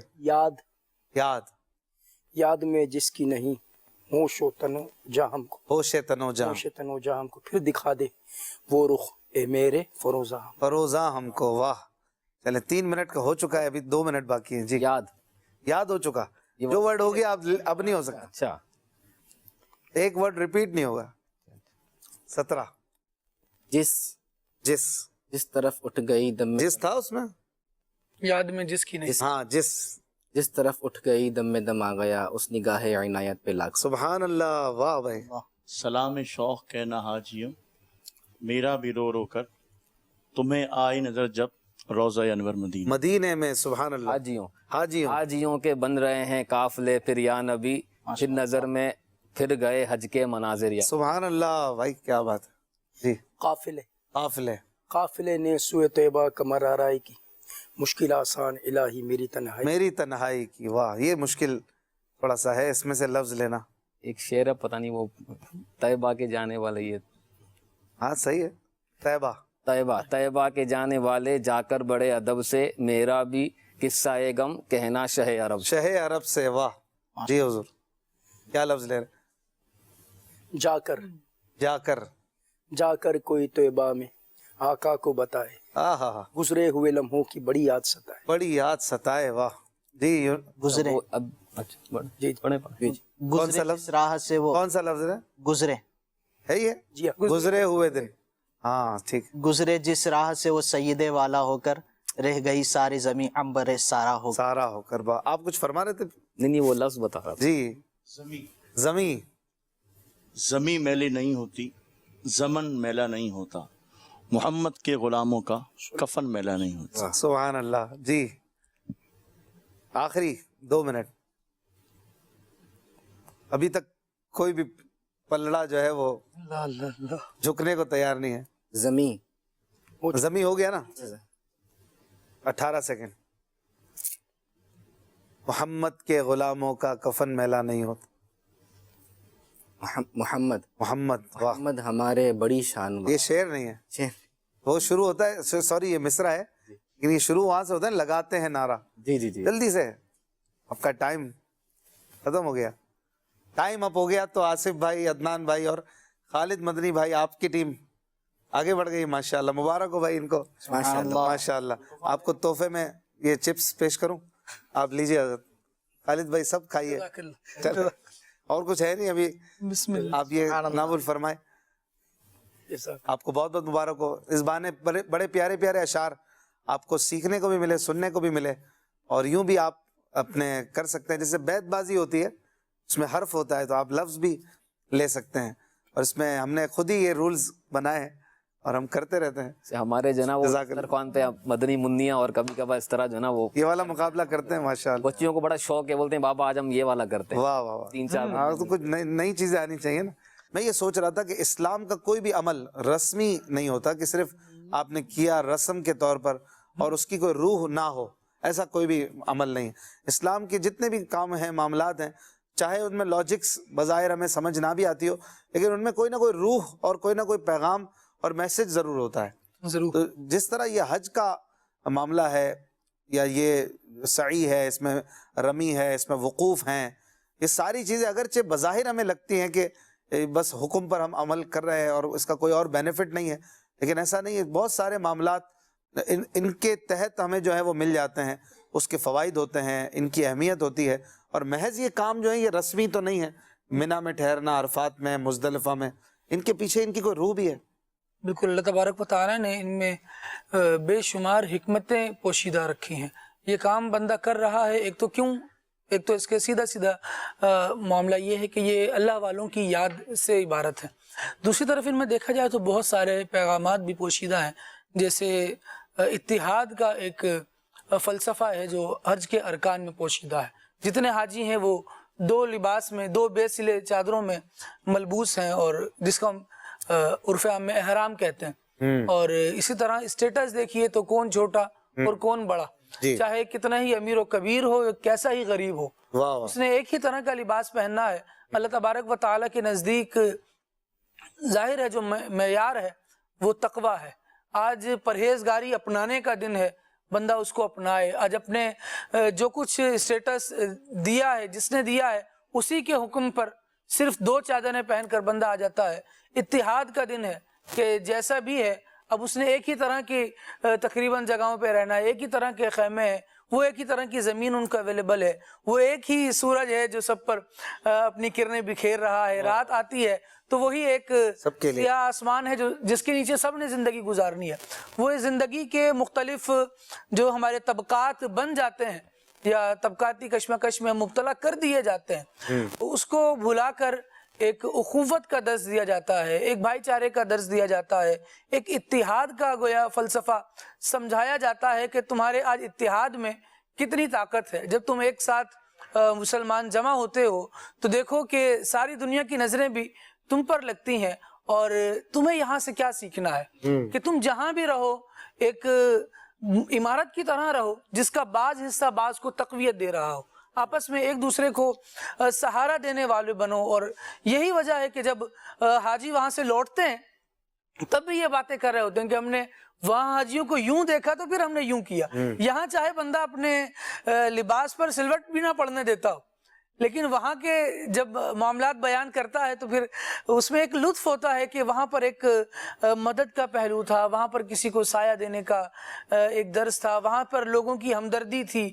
اس طرح کی بہت ساری چیزیں بندہ سیکھ کر جو ایک روح اسلام ہے اسے لے کر لوٹتا ہے کہ یہ بھائی چارہ ہے, یہاں مساوات کی تعلیم ہے, یہاں اتحاد کا نظام دیا جا رہا ہے. اور پھر اس سے جب وہ واپس لوٹے تو اپنی ساری زندگی میں اسے نافذ کرے کہ اصل تو یہی ہے کہ روح تو وقتی چیز تو نہیں ہے, جسم کے ساتھ تو اس کا تعلق ہمیشہ کا ہے. جب جسم لوٹ کر آ رہا ہے تو روح جو حج کے فلسفے سے حاصل کی بندے نے, اتحاد کا مسئلہ سیکھا, تو اپنی زندگی کو جب آگے گزارے تو پھر وہ اتحاد والی کیفیت میں آئے. مساوات کا درس سیکھا تو اب آگے آئے تو ساری زندگی مساوات کے ساتھ اپنی گزارے, اور یوں نہیں کہ میری رنگت زیادہ فیر ہے تو اس لیے میں زیادہ اچھا ہوں, میرا تعلق فلاں قبیلے سے ہے لہٰذا میں زیادہ اچھا ہوں. نہیں, بلکہ میں بہت اچھا ہوں اور بہتوں سے اچھا ہوں. میں اس لیے اچھا ہوں کہ میں اللہ اور اس کے رسول کا کلمہ پڑھنے والا ہوں. ہماری اچھائی کی جو بہت بیسک چیز ہے, بیسک پوائنٹ ہے, وہ ہے اللہ تبارک و تعالیٰ کا دین, دین اسلام قبول کرنا. اب جو اس لڑی میں آتا جاتا ہے وہ سب کے سب گویا ایک ہی طرح کے ہوتے ہیں, حقوق کے اعتبار سے ایک ہی ہو جاتے ہیں, اور یوں مساوات کا الحمدللہ ایک روح اس کے پیچھے موجود ہے جو جڑنے کی تعلیم دیتی ہے, جو انتشار سے بچاتی ہے اور اتحاد اور اس فلسفے کو فروغ دیتی ہے کہ اسے باقی رکھا جائے, یہی برکت والا ہے. میرے گھر والے بچوں کی امی نے مجھے بتایا مزدلفہ کے حوالے سے سفر میں کہ مزدلفہ وہاں پر تو الگ الگ خیمے ہیں, کوئی چلے مہنگا ہے کوئی سستا بھی ہے, مزدلفہ میں تو سب ایک ہو جاتے ہیں نا, اتنا بھی عالی شان پیکج میں آیا ہو لیکن وہ بھی بے سایہ چھت کے نیچے, آسمان کے نیچے ایک ہی طرح کی زمین پہ سب سو رہے ہیں. تو وہاں پر جو مساوات کی جیسے آپ نے بات کی سب ایک طرح کے ہو گئے.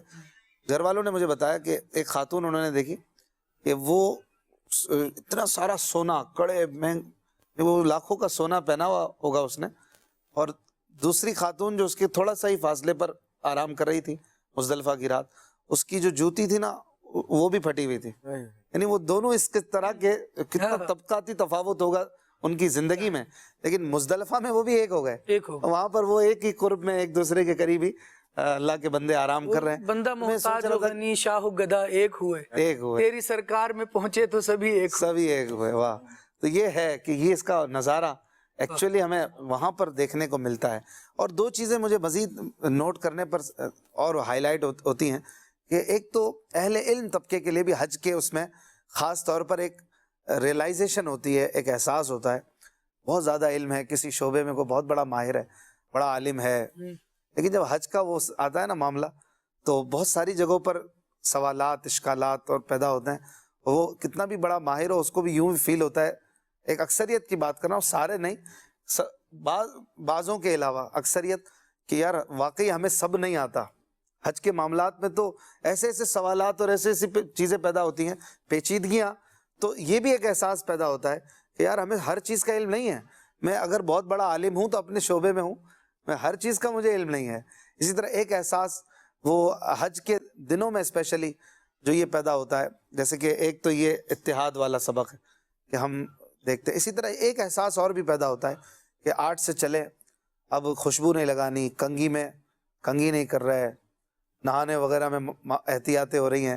اب 2-3 دن یہ جو گزر رہے ہوتے ہیں نا, اس کے بعد ایک وقت آتا ہے انسان اپنی حقیقت بھی جانتا ہے, یار میں کیا ہوں, میری داڑھی میں نے 1-1.5 دن نہیں سنواری ہے تو میری حالت کیسی ہو گئی ہے, غبار آلود, سر ننگا ہے تو اس پہ بھی ایک طرح کی مٹی وغیرہ نظر آ رہی ہے. اب جو ہے وہ کھجانے میں بھی احتیاط کر رہا ہے, اور پھر ایک بعض اوقات وہ بھی اسمیل وغیرہ خود سے آنے لگتی ہے. وہ کہتا ہے کہ یار میں نے 1 دن پرفیوم نہیں لگائی, خوشبو نہیں لگائی, تو یہ میری حالت ہو گئی, یہ کیا میں اپنے آپ کو سمجھتا ہوں. یہ جو ریئلائزیشن ہوتی ہے, احساس ہوتا ہے, یہ بھی بندے کو اس کی اوقات میں لے آتا ہے. کیا کہتے ہیں, یہ بھی تو روح ہے نا ان چیزوں کی. بالکل ایسا ہی ہے. جیسے پہلے آپ نے اہل علم حضرات کی بات کی, تو کئی ایسے حج کے حوالے سے کتاب لکھنے والوں کے واقعات ہیں کہ لکھ تو دی کتاب, لیکن اصل جو وہاں جا کے پریکٹیکل کیا تو پھر ان کو پتا چلا کہ معاملہ تو کچھ اور ہی ہے. ایک بزرگ کے بارے میں واقعہ ملتا ہے, نام میں بیان نہیں کرتا کیونکہ منسوب ہے, لیکن اب حقیقت ان کا واقعہ ہو یا نہ ہو پتہ نہیں ہے, لیکن کہا جاتا ہے کہ انہوں نے حج کے مناسک کے حوالے سے بہت بڑی کتاب لکھی, ضخیم کتاب لکھی. لیکن ظاہر ہے اس دور کے اندر وہ ایسے علاماتی نشان تو ہوتے نہیں تھے جہاں سے پتا چلے کہ کہاں سے ابتدا کرنی ہے, کہاں ختم کرنا ہے. وہ وہاں جا کر ہی بہت ساری چیزیں ظاہر ہوتی تھیں. تو انہوں نے جو طواف کی ابتدا کرنی تھی اس میں تھوڑی سی مسٹیک کی, یعنی ان کو معلوم نہیں چل رہا تھا کہ مجھے طواف کی ابتدا کرنی کہاں سے. اب وہ انہوں نے شروع تو کر دیا, تو کسی صاحب نے ان کو کہا کہ آپ نے وہ فلاں بزرگ کی وہ کتاب پڑھی جس میں حج کے مناسک ہیں, آپ وہ پڑھ لیں تو آپ کو اندازہ ہو جائے گا کہ کہاں سے ابتدا کرنی ہے. تو وہ سوچنے لگے کہ یہ کتاب تو میری ہی ہے. پھر ان کو توجہ گئی کہ واقعی لکھنا کچھ اور ہے اور پریکٹیکل کرنا کچھ اور ہے. پہلے کے دور میں حج کرنا بھی اتنا ایزی نہیں تھا, وہ کافی سالوں کے پلاننگ کے بعد. اب اگر آپ 25-30 سال پہلے ہی چلے جائیں تو بزرگ فرماتے ہیں, کئی ایسے ہمارے جو بڑے ہیں وہ کہتے ہیں کہ پانی کی جو ہے اس کی کمی ہوا کرتی تھی. مزدلفہ سے عرفات, عرفات سے منہ, پانی ہم کین اٹھا کے لے کے جاتے تھے, جب ختم ہو جاتا واپس لینے جاتے تھے. تو بہت سارے ایسے کام ہیں, یعنی یہاں پر واقعی یہ سیکھنے کو ملتا ہے کہ صرف کتابوں کا مطالعہ کر لینا, پڑھ لینا بعض اوقات یہ اکتفا نہیں کرتا, کافی نہیں ہوتا. آپ صرف کفن دفن کے معاملات دیکھ لیں, یعنی پڑھنا ایک تھیوری ایک الگ چیز ہے, لیکن جب تک آپ اس کو پریکٹیکل نہیں کرتے آپ کو اندازہ نہیں ہوتا, آپ قریب بھی نہیں جا پاتے بعض اوقات کہ میں کیسے کروں. کروں. تو پریکٹیکل بہت ساری چیزوں میں بہت ضروری ہوتا ہے. اور دوسرا یہ کہ جس طرح ایک اور ٹاپک کی طرف آپ نے اشارہ کیا تو اس میں واقعی تکبر کے حوالے سے بھی ایک توجہ دلائی جا رہی ہے کہ بندہ کسی طرح بھی تکبر کو اپنے قریب نہ آنے دے. تکبر یہ رب کی شان ہے اور کسی کو جو ہے وہ زیب نہیں دیتا ہے جو ہے وہ.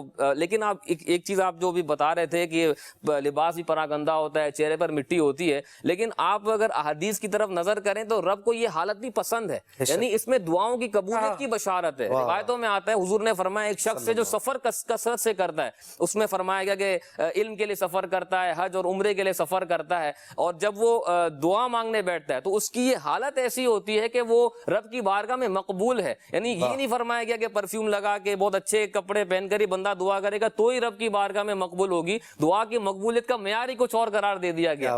وہ بھی ایک معیار ہے, لیکن یہ بھی ایک معیار ہے کہ اگر آپ پراگندہ حالت میں, اگر آپ کا دل رب کی طرف متوجہ ہے تو آپ کی دعا جو ہے وہ قبولیت کی طرف ضرور جائے گی. رب اللہ تبارک و تعالیٰ اس کو قبول فرمائے گا. اور تکبر کی یہاں پر بہت بڑی جو ہے وہ نفی ہے کہ بندہ جو ہے وہ کسی طرح تکبر نہ کرے اور اپنی طرف توجہ کرتا رہے کہ میری اصل کیا, میرا اختتام کیا ہے, مجھے یہاں پر پہنچا دیا گیا, مجھے لباس کیا پہنایا گیا ہے, مجھے انداز کیا دیا گیا ہے, مجھے کیا کیا کرنے کا حکم دیا گیا ہے. یہ سب تکبر کی جو ہے وہ نفی کرتا ہے. تو یہ واقعی یہ اگر ایک تو ہے ہمارا وہی بات ہے کہ پریکٹیکلی بھی ان چیزوں کو کرنا, لیکن اس سے بھی بڑھ کر ایک چیز یہ ہے کہ ان تمام عبادات سے جو سبق حاصل ہوتا ہے کیا ہم اس کی طرف بڑھتے ہیں. یعنی بعض ایسے افراد بھی ہوں گے جو رسمی طور پر حج کر کے آ گئے, کئی سال سے جا رہے ہیں, واپس آ جاتے ہیں, لیکن اس سے حاصل ہونے والے جو فوائد اور اتنا بڑا سبق جو بھی ہمیں بتایا خالد بھائی نے, اخوت کا, پھر تکبر سے نفی, علم میں اضافہ, کیا ہم اس کو بھی حاصل کرتے ہیں. یعنی اسلام جس طرح آپ نے شروع میں بڑی پیاری بات کی کہ کوئی کام جو ہے وہ بیکار نہیں ہے, اس کے اندر روح ضرور ہے. تو کیا اب تک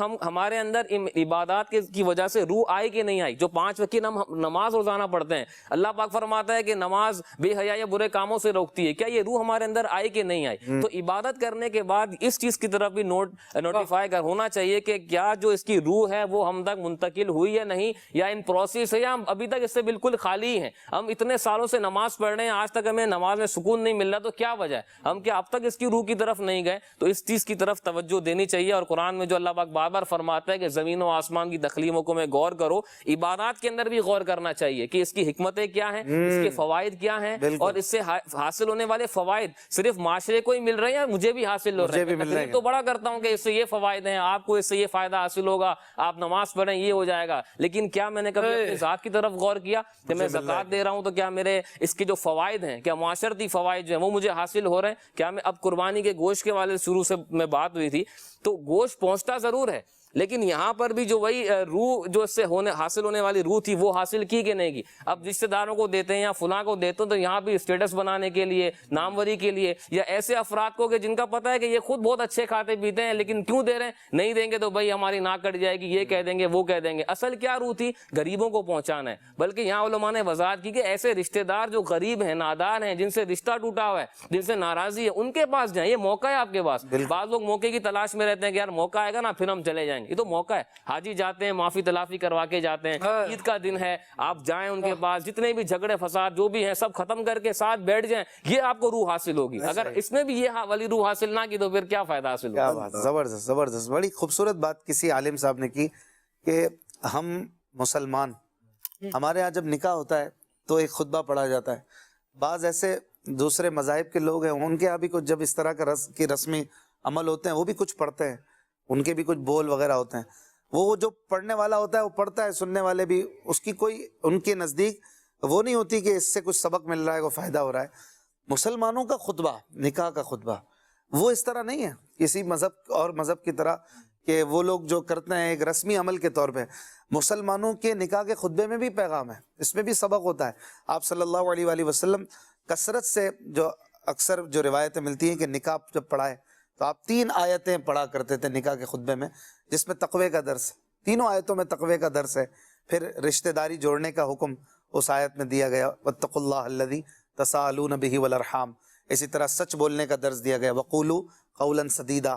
یہ 3 جو آیتیں پڑھتے ہیں اس میں تقوی کا درس ہے. تو انہوں نے بڑی خوبصورت بات کی کہ اسلام یہ چاہتا ہے کہ جب ایک جوڑا جڑے اور ایک رشتہ بنے تو پہلے ان کی یہ تربیت کی جائے کہ کس طرح سے ایک دوسرے کے ساتھ سچ بولنا ہے اور ایک دوسرے سے رشتہ داری نبھانی ہے, اور ساتھ ساتھ اللہ سے ڈرتے رہنا ہے. ہمارا یہ رسمی عمل نہیں ہے کہ سب بیٹھے ہوئے ٹانگ پہ ٹانگ چڑھا کے, اور خطیب صاحب نے یہ 2-3 لائنیں بول دیں اور یہ جا وہ جا کھانا کھل گیا. ایسا ہمارا ہر عمل، اسلام کا جو عمل ہے وہ اس میں کوئی نہ کوئی روح ہے قربان بھائی، اس میں روح ہے اور بہت سارے فوائد، بہت ساری حکمتیں جو ہمیں حاصل کرنی چاہیے، محض رسمی کام کر کے فارغ نہ ہو جائے. ایسے یہ اسلام کا جو ایک ایک عمل ہے اس کے اندر اگر ہم غور کریں بیسیکلی تو وہ ہمیں جو ہماری حقیقی دنیا ہے، جو آخرت ہے، یعنی اس فانی دنیا کے بعد جو حقیقی دنیا ہے اس کی تیاری کے لیے اس کے اندر بہت عظیم پہلو دیا گیا ہے اور وہ ہمیں سمجھایا گیا ہے. اگر آپ حج کو دیکھ لیجئے تو حج کے اندر وہ جو آپ نے بات کی نا کہ اب جو ہے وہ کھجانے میں بھی بندہ احتیاط کر رہا ہوتا ہے اور جو بال نہیں ٹوٹ جائے وغیرہ وغیرہ، ایک ہی لباس ہے، ایک ہی طریقہ ہے، ایک ہی آسمان کے نیچے سب ہیں. اب ان کی جو چھت جو ہے وہ عالیشان نہیں ہے بلکہ سب کی چھت سب سے عالیشان اللہ تبارک و تعالیٰ کی بنائی ہوئی ہے اور وہ آسمان ہے. اس کے نیچے امیر بھی ہے، وہیں غریب بھی ہے اور سبھی اسی کے نیچے ہیں. تو یہ تصور باندھا جا رہا ہے کہ دیکھو اس وقت تمہارا کیا حال ہے، آخرت میں بھی اسی طریقے سے. لیکن ابھی کم سے کم احرام تو ہے، احرام نام سے ایک لباس جسم پر ہے، لیکن جب آخرت کا معاملہ ہوگا اور اگر گناہ ہوں گے تو پھر وہ عرش کا سایہ نصیب نہیں ہوگا بلکہ لوگ بے لباس ہوں گے اور اپنے پسینوں کے اندر ڈبکیاں لگا رہے ہوں گے، وہاں پوچھنے والا نہیں ہوگا. ابھی جس حالت میں ہو، جس ایک میدان کے اندر جمع ہوئے ہو، ایسا میدان آئندہ لگنے والا ہے، لیکن ابھی کا جو میدان ہے اس کے بعد واپسی ہے. اس کے بعد لوٹ سکتے ہو، اس کے بعد گھر بھی جا سکتے ہو، ابھی مہلت ہے. لیکن وہ والا جو میدان لگے گا نا اس کے بعد مہلت نہیں ہے، وہ مہلت ختم ہونے کے بعد کا لمحہ ہوگا اور اس میں صرف نتیجہ سامنے آنا ہوگا کہ کس نے جنت کے اندر جانا ہے اور کس نے جہنم کے اندر جانا ہے. اسی طریقے سے اگر ہم قربانی کی بات کریں، ہم قربانی میں دیکھیں کہ جہاں جانور کو ذبح کیا جاتا ہے یہ ایک بات کس حد تک درست ہے، لیکن آپ دیکھیں کہ جب ہمارے ذہن کے اندر یہ بات ہے کہ اب اس کو ذبح ہونا ہے اور ہم نے کھانا ہے، جبھی تو ایک جاندار ہے وہ یہ ہے اور حکم کے تحت ہم اس کی جو ہے قربانی کرتے بھی ہیں. تو بندہ خود پہ بھی تصور کرے کہ جب بندہ خود گناہگار ہوگا اور اس کے ہاتھ گواہی دے رہے ہوں گے، جیسے کہ سورہ یاسین میں پاؤں گواہی دے رہی ہوں گی، اسی طریقے سے یہ جو زمین ہے یہ گواہیاں دے رہی ہوگی. قرآن مجید میں اس حوالے سے کئی آیات کریمہ ملتی ہیں، جب اس کو بتا رہے ہوں گے کہ یہ مولا اس نے مجھ پر یہ کیا ہے، ہاتھ گواہی دے رہے ہوں گے مجھ سے یہ کیا، تو ایسے موقع پہ وہ حقدار ہے کہ اس کو جہنم میں ڈال دیا جائے. جس طرح آج ہم کہتے ہیں یہ جو جانور ہے یہ اسی کا حقدار ہے کہ اس کو کاٹا جائے کیونکہ اس کو کھانا ہے، اس کو کھانے کے لیے بنا ہے. تو آخرت میں بندہ خود غور کرے جب میرے اتنا گناہ ہوں گے تو کیا میں اس حقدار نے کہ جہنم میں داخل کر دیا جائے؟ اس وقت کس قسم کا ظلم، اس وقت کس قسم کی گفتگو، وہ تو ہے ہی نہیں نا، کیونکہ اعمال ہی ایسے تھے. تو ابھی یہ جانور کی قربانی کر کے ہمیں سمجھایا جا رہا ہے، حاجیوں کو حج کروا کر یہ حج کے مناظر ہمیں دکھا کے یہ ہمیں بتایا جا رہا ہے کہ ایک آنے والا ایک وہ لمحہ ہے کہ جس کے بعد کی تمہاری زندگی ہے اور وہ جو زندگی ہے اس کو بنانا تمہارے ہاتھ کے اندر ہے.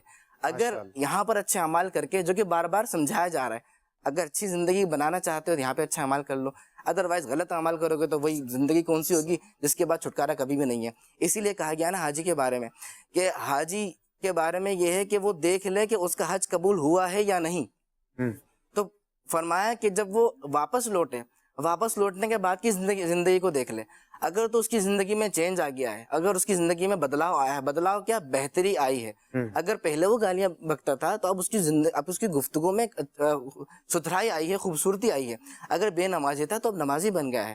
اگر رشتہ داروں سے الجھنے والا تھا، بات بات پہ جھگڑا کرنے والا تھا، ان سے بچنے والا بن گیا ہے، تو سمجھ لو اس کا حج قبول ہو گیا ہے. اور یہی وہ چیز ہے جو اسلام ہمیں سکھا رہا ہے کہ اپنے ہر عمل سے، چاہے وہ قربانی کا عمل ہو، چاہے وہ نماز کا عمل ہو، چاہے وہ حج کا عمل ہو، بہتری کو لانا ہے. اگر بندے کے اندر بہتری آتی جا رہی ہے، وہ عمل بھی اللہ تبارک و تعالیٰ کی بارگاہ میں قبول ہے، اس کی زندگی بھی خوبصورت، اس کی آخرت بھی کامیاب. سبحان اللہ، اللہ پاک عمل کی توفیق عطا کرے. اور آپ کی کچھ کالز لیتے ہیں، اختتام کی طرف چلتے ہیں. میرا نام سید علی عدل شاہ ہے. آج بھائی آپ گاڑی چلا رہے تھے اور ساتھ میں آپ منہ پر پڑھ رہے تھے. آپ نے گاڑی چلاتے ہوئے آپ نے دونوں ہاتھ بھی چھوڑ دیے تھے. ایسے نہیں گاڑی چلاتے. جو آپ نے گاڑی میں منہ پر پڑی تھی وہ آپ ہمیں سنائے. جزاک اللہ خیرا. آمین آمین. گاڑی چلاتے ہوئے ایسا نہیں ہے کہ ہر وقت اسٹیئرنگ پر ہاتھ رکھنا ہی ضروری ہے، تو ایک آدھ سیکنڈ کے لیے ہٹا بھی سکتے ہیں. اگر سیدھا جا رہا ہے، اسٹیئرنگ کا کام گاڑی کو پکڑنا نہیں ہوتا، اسٹیئرنگ کا کام گھمانا ہوتا ہے. گاڑی کو جب ٹرن کرنا ہو تو آپ، خیر یہ تو بچے ہیں، ایک شاید وہ ہاتھ اٹھا کر یوں کیا ہوگا کلام پڑھتے ہوئے. ضرور پڑھیں گے انشاءاللہ، آپ نے کہا ہے تو. اگلی کال. لیکن بائک چلانے والا چھوڑ سکتا ہے؟ بائک چلانے والا نہیں، جو اس کا تو ٹائر سے تعلق ہے نا. اشفاق بھائی سے سنا تھا تھوڑی دیر کے لیے چھوڑ سکتا ہوں. پتہ نہیں اس نے محسوس کی ہے یا اس کو محسوس کرائیے کسی بڑے نے. یہ جو نیا کلام آیا تھا اس میں تو نہیں دیکھا تھا یہ امیر السنت کی منقبت پڑھی تھی رمضان شریف میں, یہ اس کا فرمان ہے. موٹر سائیکل اور اس میں تو فرق ہوتا ہے, آپ اسٹیئرنگ سے ہاتھ ایک لمحے کے لیے ہٹا سکتے ہیں, لیکن موٹر سائیکل کا تو تعلق ڈائریکٹ ٹائر سے نا, وہ تو آپ نے ہینڈل چھوڑا تو اس کا توازن, ابھی توازن پہ بات ہوئی ہے نا پچھلے پروگرام میں, وہ برقرار نہیں رہے گا. پھر کال عرض یہ کرنا تھی کہ صاحب ثروت لوگ تو بڑے بڑے جانور قربان کر رہے ہیں, کوئی بکرا قربان کر رہا ہے, کوئی بکری قربان کی جا رہی ہے. ایسے بھی لوگ ہوتے ہیں بہت سارے جو صرف حصہ لے پاتے ہیں, ایک مختصر سا حصہ ہوتا ہے, اور رشتہ دار ہو گئے, دوست احباب ہو گئے, ان کی طرف سے یہ ہوتا ہے کہ بھائی ہمارے گھر بھی گوشت بھجوائیں. اب آپ بتائیں اتنا مختصر سا حصہ ہے, اس میں یعنی کہ مختصر سے ہی گوشت آیا ہے, اور کافی سارے لوگ کہہ رہے ہیں کہ ہمیں بھی بھجوائیں. اب کیا کیا جائے, آپ اس کا کوئی حل ارشاد فرمائیں. دیکھیں قربانی تو نام ہی قربانی کا ہے نا, قربانی جب بڑا دے رہا ہے تو چھوٹا بھی قربانی دے, اپنی حیثیت کے مطابق دے, اپنے لیے کچھ رکھے, کچھ وہ بھی غریبوں میں دے, وہ بھی رشتہ داروں کو دے, تو کیا حرج ہے, اپنی حیثیت کے مطابق دے, اور اپنے اپنی چادر کے مطابق پاؤں پھیلائیں. ترغیب سب کے لیے ہے کہ وہ 3 حصے کریں, ایک حصہ ڈالا ہے وہ بھی کوشش کرے.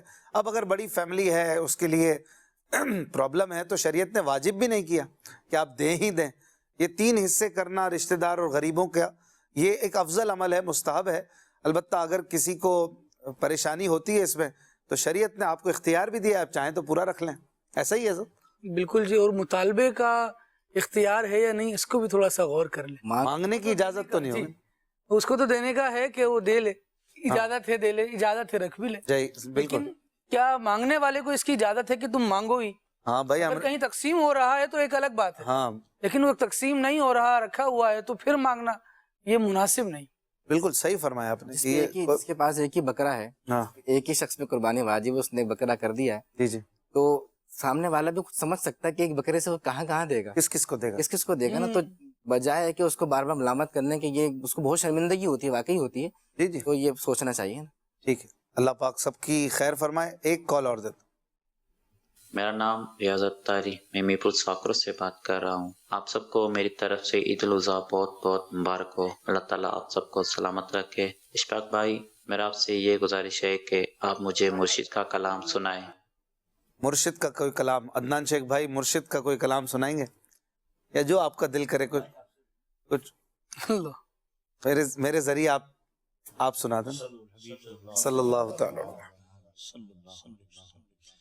ساڈے پیر دی ہر دم خیر ہوے, ساڈے پیر دی ہر دم خیر ہوے, ہوے لکھاں کروڑ ہوے, ہوے ہوے لکھاں کروڑ ہوے, ہوے ساڈے پیر دی ہر دم خیر ہوے, ساڈے پیر دی ہر دم خیر ہوے, ساڈے پیر دی شان نرالی علی, وائٹ باما زلفاں کالی علی, ساڈے پیر دی شان نرالی علی, وائٹ باما زلفاں کالی علی, ساڈے پیر دی حسن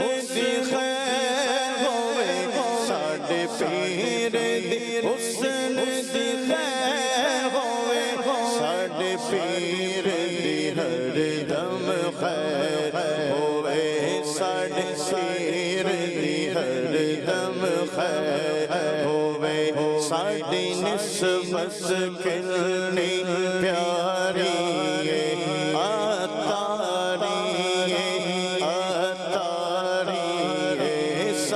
نسبت کتنی پیاری اتاری, اتاری ساڈی نسبت کتنی پیاری اتاری, اتاری رب سارے اتاریاں دی خیر ہوے, رب سارے اتاریاں دی خیر ہوے, ساڈے پیر دی ہر دم خیر ہوئے ساڈے پیر دی ہر دم خیر ہوئے ساڈے پیر دی ہر دم خیر ہوئے بھاوے لکھاں کروڑاں دے ہوئے بھاوے لکھاں کروڑاں دے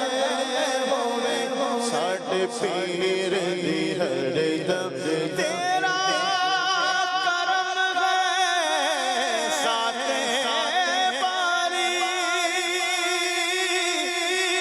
اتاری ہوں اتاری میں ہوں سیائی میں ہوں رضوی قادری میں قادری ساڈے پیر دی ہر دم خیر ہوئے ساڈے پیر دی ہر دم خیر ہوئے ساڈے پیر دی ہر دم خیر ہوئے مینوں چلے مدینہ مل جاوے سانوں چلے مدینہ مل جاوے مرشد نال مدینے دی سیر ہوئے پاپا نال مدینے دی سیر ہوئے ساڈے پیر دی ہر دم خیر ہوئے ساڈے پیر دی ہر دم خیر ہوئے ساڈے پیر دی ہر دم